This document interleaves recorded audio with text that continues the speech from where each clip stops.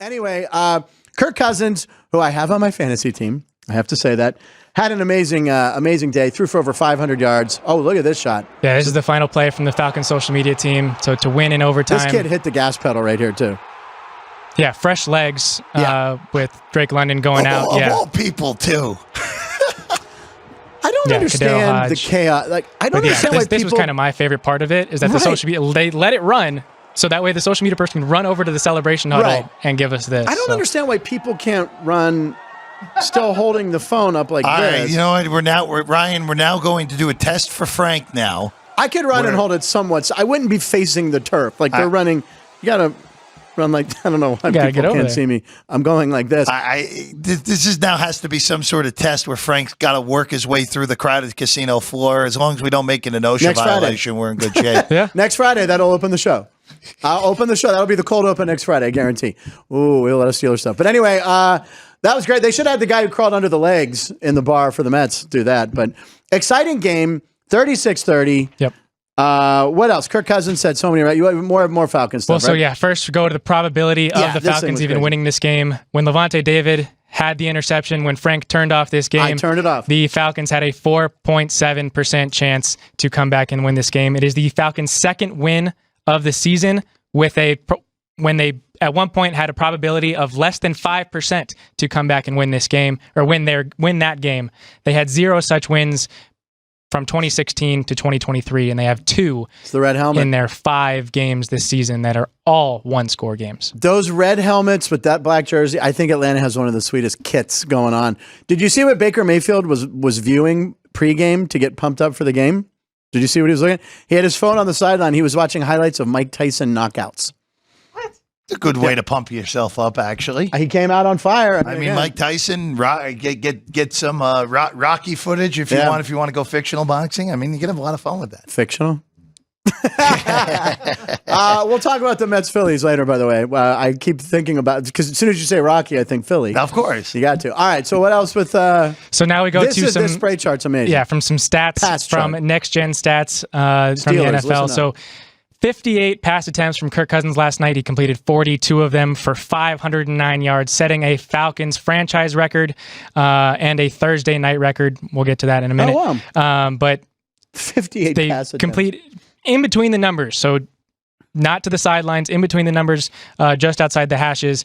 Kirk Cousins completed 27 of 33 for 385 yards and 3 touchdowns. Just absolutely dicing up the Buccaneers defense. All right, so we have more Kirk Cousins while he's checking that out, or are we done with Kirk? No, we got some more Kirk O'Chains. Hey, Kirk, can I just throw one thing in real quick with that game last night?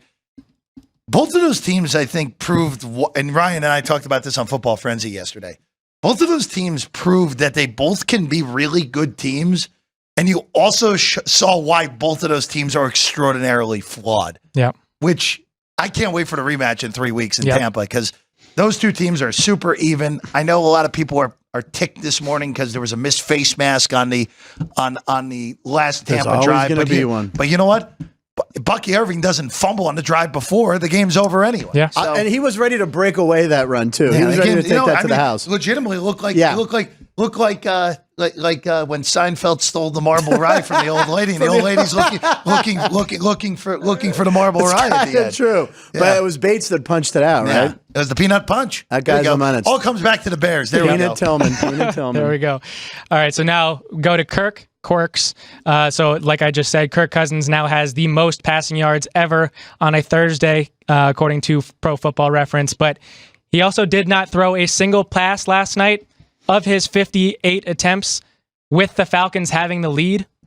So every one of his pass attempts were while the Falcons were trailing. That is explains the why it first was such 58 game attempts. to have 500 passing yards and have that be the case. Just 509 yards. And like B-Town Dummy said in the chat, my pick yesterday of Bijan Robinson over 26.5 yards did not hit. But there's a first part to that we'll get to in a minute. Yeah. So I just mentioned the Bijan scenario, but now we have there's a Star Wars we should have a meme here. Hold the Bijan. Yeah, hold the Bijan. So, yeah, Star Wars Falcons scored 36 points and had 550 yards. And then Padme, Bijan must have gone wild, right? And then obviously the meme there. But so not a great favorite play for me, but I did have some other good ones if you had tuned into the football frenzy with Jeff and I. So, all right. Last night for the Atlanta Falcons, I wish I had known this going into the night, but it was the night that they inducted Matt Ryan into their Ring of Honor, giving him his flowers for being the best Falcons quarterback in franchise history. But his record of passing yards in a single game was broken by Kirk Cousins last night. So on the night that Matt Ryan was in attendance being honored, Kirk has the record performance, the best performance for a quarterback in Falcons franchise history. But now we are going to go to one final thing from this game. Nicotero Hodge did score the game-winning touchdown and was given the phone from the social media team of the NFL. Was the president? And did a little post-game selfie celebration kind of thing. But the craziest part about it is that in the stands in Atlanta, in the celebration, there's a fight going on. That's perfect. ATL. Oh my God. And he turns directly to it. It sure looked like it. We'll get another look at it. Unbelievable. Show me you're in Atlanta without telling me you're in Atlanta. Yeah. Here, was this it again? Better angle. I zoomed in on it, yeah. Honestly, absolutely perfect. It's like analyzing the Zapruder film there. It's back and to the left. What? I want to know what caused that. Yeah, why is this happening? Why are you mad? They won. They just came back. Why are we throwing haymakers here? I didn't understand that. I thought it was crazy. Someone had Tampa Bay. And as you said, Frank, tell me you're in Atlanta without telling me you're in Atlanta. Exactly.